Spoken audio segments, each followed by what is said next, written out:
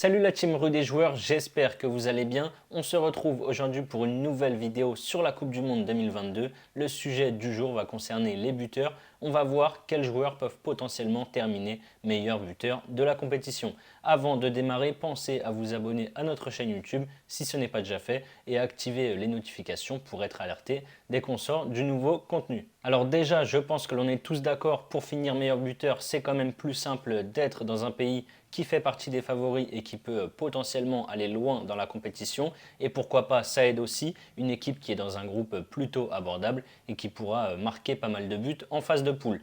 Donc on verra quelles sont les deux équipes favorites de chaque groupe pour une qualification en huitième de finale et qui peut aussi potentiellement aller loin dans cette Coupe du Monde 2022, même si évidemment on le sait, à partir des huitièmes de finale, on n'est pas à l'abri de surprises. Avant ça, on va déjà regarder l'historique des dernières Coupes du Monde.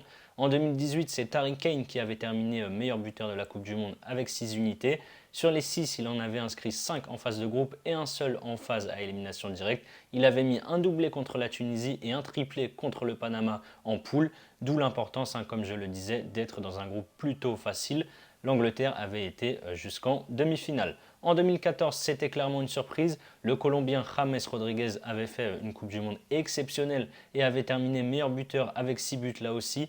Il a marqué 3 buts sur les 3 matchs de poule.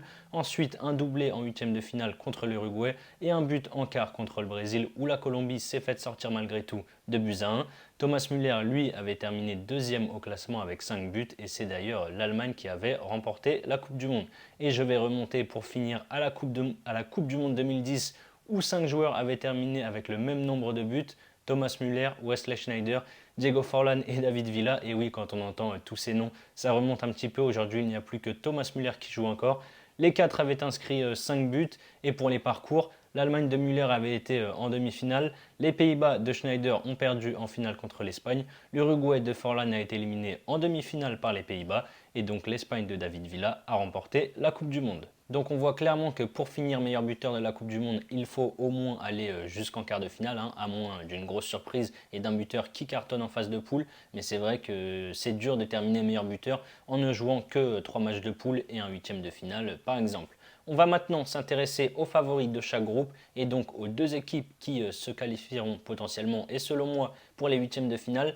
Dans le groupe A, je pense que les Pays-Bas et le Sénégal sortiront de ce groupe. Dans le groupe B, je vois l'Angleterre et pourquoi pas une surprise des États-Unis. Dans le groupe C, l'Argentine et le Mexique. Dans le groupe D, la France évidemment et le Danemark. Dans le groupe E, l'Allemagne, je pense que pour cette équipe c'est plutôt sûr. Et après sûrement l'Espagne, mais attention quand même aux Japonais. Dans le groupe F, dans la logique, ce sera la Belgique et la Croatie. J'en avais parlé dans mon analyse de ce groupe. Mais pour moi, c'est quand même un groupe très équilibré avec le Maroc et le Canada qui auront aussi, selon moi, leur mot à dire.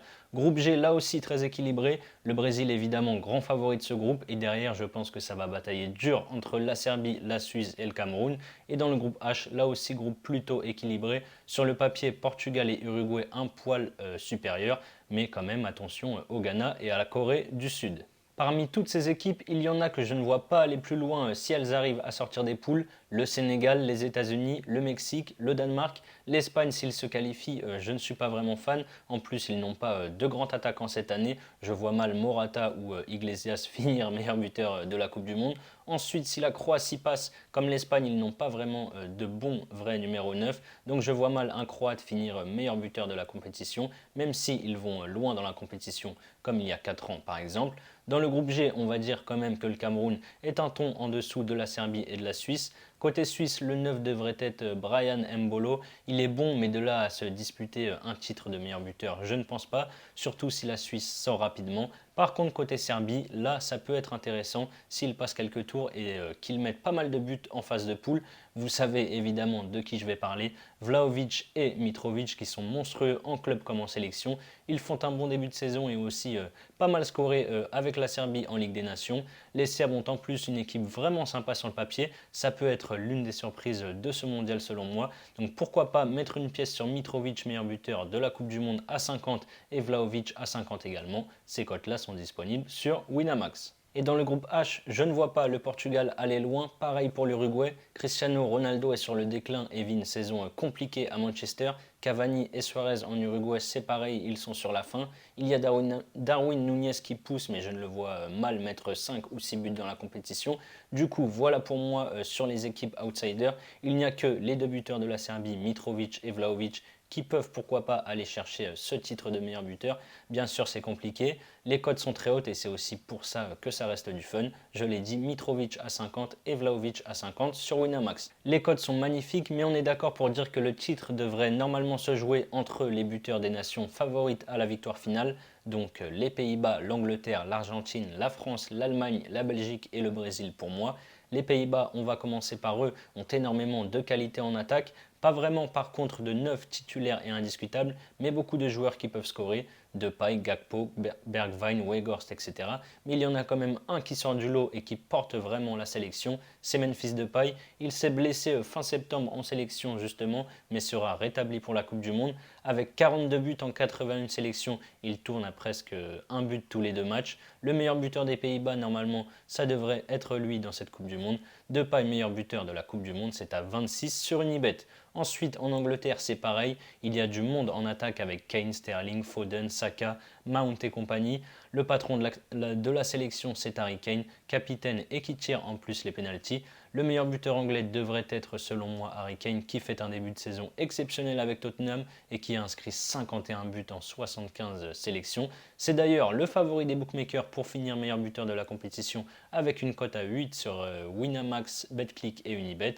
Il y en a un autre qui me plaît en fun chez les Anglais, c'est Sterling qui a fait un bon Euro l'année dernière avec 3 buts en 7 matchs. Juste derrière Kane et ses 4 buts, Sterling, pourquoi pas, meilleur buteur de la Coupe du Monde, c'est à 40 sur Winamax. En Argentine aussi, il y a du monde devant avec Messi, Lautaro Martinez, Di Maria, Julian Alvarez, les deux Correa, etc., etc.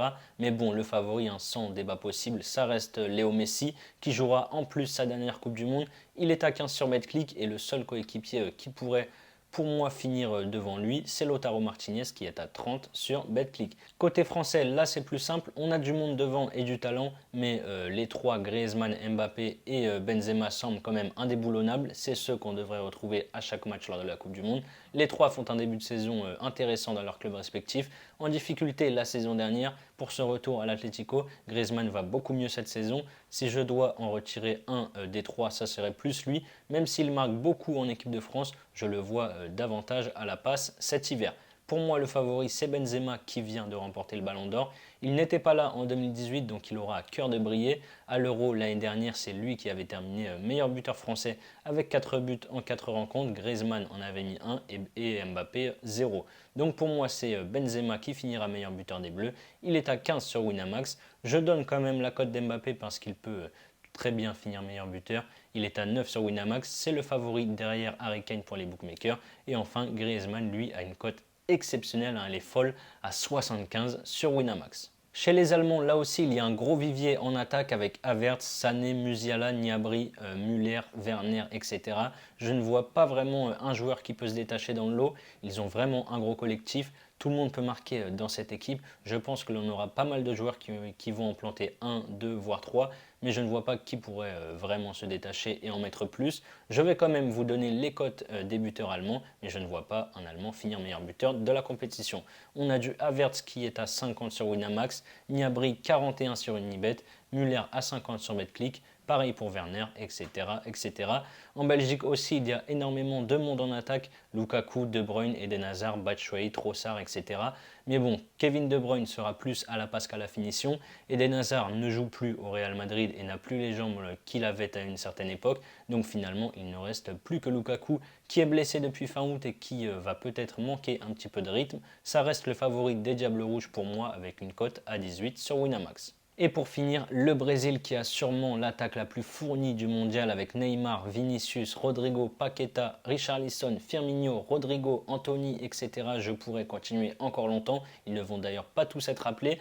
Le favori de la Seleção, c'est évidemment Neymar qui disputera sûrement comme Messi et Ronaldo sa dernière Coupe du Monde et qui n'est plus qu'à 2 buts de devenir le meilleur buteur de l'histoire du Brésil. Il en a inscrit 75 alors que le roi Pelé en est à 77. Le Brésilien est dans une forme incroyable avec le Paris Saint-Germain. Le Brésil est le grand favori désigné par les bookmakers pour remporter la Coupe du Monde.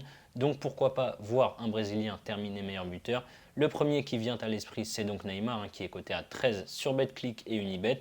Ensuite, je dirais Richarlison, qui devrait être l'attaquant de pointe de cette équipe brésilienne et qui a pas mal scoré sur les derniers rassemblements, même s'il marque moins depuis qu'il a signé à Tottenham.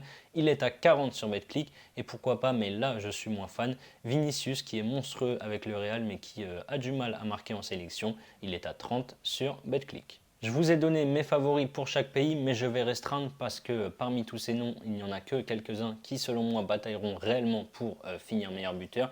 Si je devais en choisir 5, ce serait Kane, Benzema, Mbappé, Messi et Neymar. Et enfin, parce que bon, il faut répondre à la question, qui finira meilleur buteur de cette Coupe du Monde? Moi, j'ai bien envie de tenter Karim Benzema et de dire Karim Benzema. J'imagine la France aller assez loin. Bon, pour ça, il faudra quand même montrer un meilleur visage que lors des derniers rassemblements. À bientôt 35 ans, je m'explique, j'explique mon choix. Benzema n'a jamais été aussi fort. Il aura à cœur de remporter cette Coupe du Monde puisqu'il n'était pas présent en 2018. Il a tout gagné dans sa carrière, de multiples récompenses, que ce soit individuelles ou collectives. Il ne lui manque finalement plus qu'un titre majeur en sélection. Pourquoi pas remporter cette Coupe du Monde? Il a remporté le Ballon d'Or en 2022, élu meilleur joueur de l'année. Il a deux joueurs exceptionnels à ses côtés que sont Griezmann et Mbappé.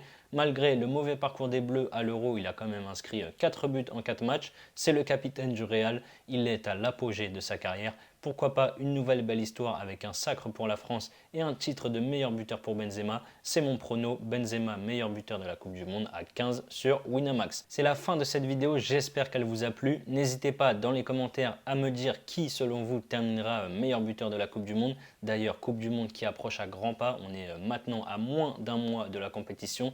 Je vous dis à très vite pour de nouvelles vidéos. Ciao ciao.